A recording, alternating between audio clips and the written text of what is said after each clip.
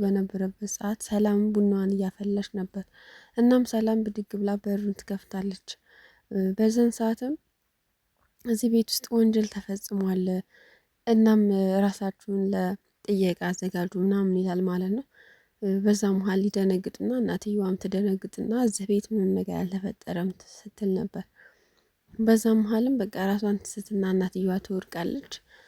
ከዛም ትንሽ ካረጋጓት በኋላ ማን ነው ወንጀሉን ከእናንተ ውስጥ የፈጸመው ተናገሩ ሲል ሁሉም ሰው ዝም ይላል ማለት ነው። የማትናገሩ ከሆነ ሁላችሁንም ለጥየቃ እንፈልጋችኋለን፣ ወደ ጣቢያ መሄድ አለባችሁም ሲላቸውም በዛን መሀል ሰላም እኔ ነኝ ለማለት ፈራ ተባ ያለች ድምጽ የልስ ስታወጣ ነበረ።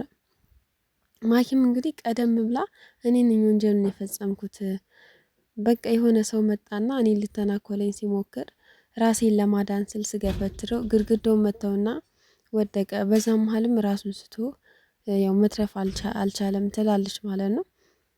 እናም በዚህ ውስጥ ሁሉም ሰው ማለት ይደነግጥና እንዴት እንደዚህ ልታደርግ ቻለች ብለው ሰውየውም በቃ እሷን ለጥያቄ ይዟት ይሄዳል ማለት ነው። እሷም ታውቃለች ሁሉን ነገር በቃ ቅንብር እንደነበረ እነሱን ለመፈተን ያዘጋጁት ነገር እንደነበረ አይታ ስለነበር ምንም አልሆንም፣ ምክንያቱም አሁን ጣቢያ ብሄድም መተው ይወስዱኛል ብላ ስላሰበች ነው ይሄን ያደረገችው ማለት ነው።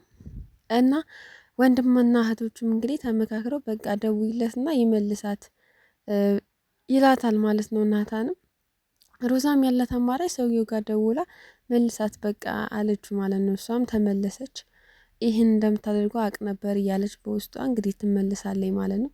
ተመልሳ ወደ ቤትም ስትገባ ሮዛን የምልሽ ወንድሜን ስላዳንሽልኝ አመሰግናለሁ፣ ግን ይህ እንዴት ሆነ ብለሽ አልተገረምሽም ትላታለች። እሷም እንግዲህ ለምን እገረማለሁ ለናታን በቃ ከዚህ በላይ ባድርግ ደስ ይለኛል ስትልም ትመልስላታለች። ግን ለምን እንደሆነ ውስጥ ያላመነሽም ስትላትም ኧረ እባክሽ እባክሽ ሰው ሲተውሽ ለምንድን ነው ግግም የምትይኝ ለምን አትይኝም እያለች ያው ብሶቷን ስታቀርብ ነበረ። አሁን ለማንኛውም እናትሽን ላወራት ስለሆነ ከመንገዱ ዞር በይልኝ ትላታለች። እናም ወደ እናታቸው ትገባና ማሚዬ ይሄ ሁሉ ፈተና ለምንድን ነው ይሄን ያክል እኔን ለናታን ያለኝን ፍቅር አታቂም ሆነና ነው ወይ ይሄን ሁሉ ያዘጋጀሽው ስትላትም ነበር ባዘኔታ። እናትየዋም ይቅር በይኝ ልጄ ማለት በቃ ሌላ አማራጭ አልነበረኝም ለዛ ነው ይሄን ያደረግኩት ስትልም እሷም በቃ እንደተናደደ ሰው አክት ስታደርግ ነበረ። እናትየዋም በቃ ይቅር በይኝ ብላ ተደጋጋሚ ስትላት ነበረ ማለት ነው። ሰላም እንግዲህ ወደ ኪችን ገብታ እንዴት ይሄን ልታደርግ ቻለች ማኪ ብላ ተገርማ ነበረ። በዛን መሀልም ናታን ገብቶ ኪችን ለእኔ ብለሽ ልትታሰሪልኝ ነበር አይደል አመሰግናለሁ ሲላትም ነበር። ግን እንዴት ማኪ እንደዚህ ልታደርግ ቻለች ስትለውም በቃ እሷን ተያት ምናምን እያለም ወደ ውጭም በቃ ራሳቸውን ከጭንቀት ለማዳን ወደ ውጭም ለመዝናናትም ይሄዳሉ። ቤተ ክርስቲያንም ሰላም እንሂድ እያለች ከእንቅልፍ ውስጥ ቀሰቅሰው ነበረ ማለት ነው። ይሄ ያልተዋጠላት ሮዛ ግን እናትየዋን ስራ ቦታዋ ድረስ በመሄድ እማዬ እባክሽን አንድ እድል ስጭኝና በቃ ላረጋግጥልሽ ስትላትም ነበር። እናትየዋ ደግሞ ከዚህ በላይ ማረጋገጫ የለም፣ በቃ ራሷን እኮ አሳልፋ ሰጠች ለናታን ስትል፣ ስለዚህ ከዚህ በላይ ምንም ነገር እንድታደርጊ አልፈቅድልሽም ልጄን ተዋት ስትልም ነበረ። እናትየዋ በቃ ሰላም ራሷን አሳልፋ ስላልሰጠች እችኛዋ ደግሞ ምንም ነገር ያደረገች አልመሰላቸውም። በቃ ከዚህ በላይ ምንም ነገር የለም ብላ ስለምታስብ ለዛም ነው። ሮዛ ደግሞ ምንም ነገር አልተዋጠላትም። ምክንያቱም ማኪ ተንኮለኛ ስለሆነች ሁሉን ነገር ያየችባቸውን የመሰላት ጥሩ ተጠራጣሪ ናት ሮዛ በዚህ አጋጣሚ። ለዛም እናቷን አንድ እድል ሌላ ስጭኝ እያለች ስትለምናን ነበር። ናታንም ስራ ቦታዋ ድረስ ሄዶ እማዬ እባክሽ እኔ ሰላም በጣም ነው የምወዳት፣ ከሰላም ውጭ አግባ ብለሽ አትለምኝኝ ወይም አትጠይቂኝ ሲላትም እሷም እንግዲህ እኔ የመረጥኩልህን ነው የምታገባው፣ ማኪ ጥሩ ልጅ ናት፣ እሷን ማግባት አለብህ፣ እኔ የምልህን ነው መስማት ያለብህ ብላ ድምድም ታደርግበታለች ማለት ነው። እሱም እንግዲህ እኔ ከሰላም ውጪ ወደ ውጪ እያለ እናትየዋን ያው ከእናትየዋ ጋር አዝኖ ወደ ቤት ይሄዳል ማለት ነው።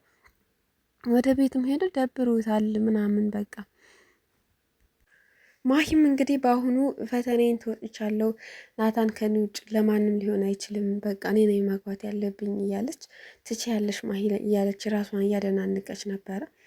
ያው ከዚህ በኋላ ምንም ነገር ቢፈጠርም የሆነ ነገር ከማየትም ሆነ እነሱን ከመከታተል ወደኋላ ስለማትል ምንም ነገር አትሸነፍም ማለት ነው። ሰላም ደግሞ ንጹሕ ፍቅሯን ይዛ ናታንን ማፍቀሯን ነው የምትቀጥለው። እና ሮዛ ግን ያው የማኪ ተንኮል ስለሚገባት እና ስለምትጠራጠራት ሮዛ ደግሞ ከሰላም ጎን በመሆኗ በጣም ደስ ይላል። ሁሌም ከሰላም ጎን ናት። ወንድሟ በቃ ሰላም እንዲያገባ ከሰላም ጋር አብሮ ፍቅር እንዲቀጥል እንጂ የምትፈልገው ከማሂ ጋር እንድትሆን በጭራሽ አትፈልግም። ምክንያቱም እሷ ተንኮለኛ እንደሆነች ሴረኛ እንደሆነች የማታውቀው እናታቸው ብቻ ናት። ናታንና ሮዛ ሁሉ ነገሯን ነው የሚያውቁት ማለት ነው። በዚህም መሀል እንግዲህ ማሂ በጣም ደስተኛ ትሆንና ወደ ናታን ክላስ ትሄዳለች ማለት ነው። እና ናታንንም እንግዲህ እንደምትወደው እና ከሱ ውጭ በቃ ማፍቀር እንደማችል ትነግረዋለች ማለት ነው። ናታንም እንግዲህ የምሄድበት ቦታ አለኝ እባክሽን ዞር በይ ሲላት ነበረ። እሷም እንግዲህ ደጋግሜ የምነግርህ እንደማፈቅርህ እንድታቅልኝ ብቻ ነው ምናምን ትላለች። እናም የት ልትሄድ ነው ግን እርግጠኛ ነህ እውነትህን ነው ግን እዛች ሰላም ተብዬዋ ጋር እንዳትሄድ ስትለውም ነበር። እሱም እንግዲህ ስራዬን ከጨራረስኩ በኋላ መሄድ አይቀርም ምን ነው ቀናሽ እንዴ ሲላትም ነበር። እናም ከክላሱ ያስወጣታል ማለት ነው። እሱም እንግዲህ መች እንደምትፋታው መቼ ደግሞ ወደ ራሷ እንደንትን እንደምትል ግራ ገብቶታል። ምክንያቱም እሱ ሰላም ብቻ ነው የሚወደው ማለት ነው። ፍቅር ደግሞ ያው እሷ ደግሞ ፍቅር ሳይሆን እልህ ነው ያዛት ማሂ ማለት ነው። እነሱ የሚያደርጉትን ሁሉ ስለምታይ ነው ሁሌ እንትን የምትከታተላቸው ማለት ነው። ከዚህም በላይ ምንም ቢያደርጉም ያው አያመልጣትም እሷ ምክንያቱም ሌላ ስራ የላትም እነሱን ከመከታተል ውጪ። ሰላም ደግሞ እንግዲህ ሮዛ ስላለቻት ያው ሁሌም በቃ ማሂ ብትላትን ብትአደረጋግራት በጥያቄ ብታፋጥጣትም በስተመጨረሻ ሰላም ወደ ኪችን ምግብ ይዛ ትመጣለች ማለት ነው። ወንድምና እህቶቹ እየተላፉ በነበሩበት ሰዓት እንግዲህ በንዴት ማሂ ምግብ ለመብላት ሳህን ላይ ታደርጋለች ማለት ነው። ሳህን ላይም ካደረገች በኋላ ምግቡ አልበላ ይላታል እያቅለሸለሻት ማለት ነው። ሌላኛው ተንኮሏ ደግሞ ማሂ ያው እርጉዝ ነኝ ወይም ነፍሰ ጡር ነኝ ለማለት ያቀደችው እቅድ ይመስላል። እና በዚህ ድርጊቷ የተገረሙት እህትማማቾቹ መላፋታቸውን ትተው ያዩዋታል ማለት ነው። እሷም እንግዲህ አቅለሸለሸኝ ብላ ምግቡን ከመብላት ውጪ ወደ ሽንት ቤት ትሮጣለች ማለት ነው። ቀጣይ ምን ታደርጋለች የሚለውን አብረን የምናይ ይሆናል። ሰላም ውድና የተከበራችሁ ቤተሰቦቼ ላይክ፣ ሼር፣ ሰብስክራይብ እያደረጋችሁ አበረታቱኝ። ቀጣይ እስክንገናኝ መልካም ጊዜ